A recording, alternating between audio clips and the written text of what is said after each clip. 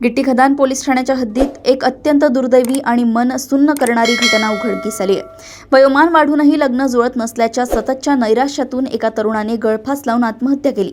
या घटनेमुळे परिसरात हळहळ व्यक्त केली जात आहे। मिळालेल्या माहितीनुसार संबंधित तरुण गेल्या काही दिवसांपासून स्वतःचे लग्न जमण्यात येत असलेल्या अडचणींमुळे प्रचंड मानसिक तणावाखाली होता। अनेक प्रयत्न करूनही विवाह जमत नसल्याने तो अस्वस्थ होता। याच नैराश्यातून त्याने घरात कोणी नसताना गळफास घेऊन आपले जीवन संपवले।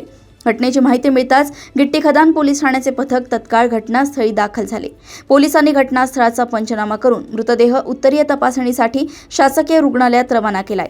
या प्रकरणी गिट्टी खदान पोलिसांनी आकस्मिक मृत्यूची नोंद केली असून आत्महत्येमागील इतर कारणांचा व परिस्थितीचा अधिक तपास पोलीस करतायत। व्यवस्थित नव्हती, क्लिअर हँगिंग होती आणि हँगिंगचे सगळे सिम्पटम्स आहेत आणि तो लग्न झालेला नव्हता, त्याला लग्न झालेले नव्हते, त्याचा तपास सुरू आहे।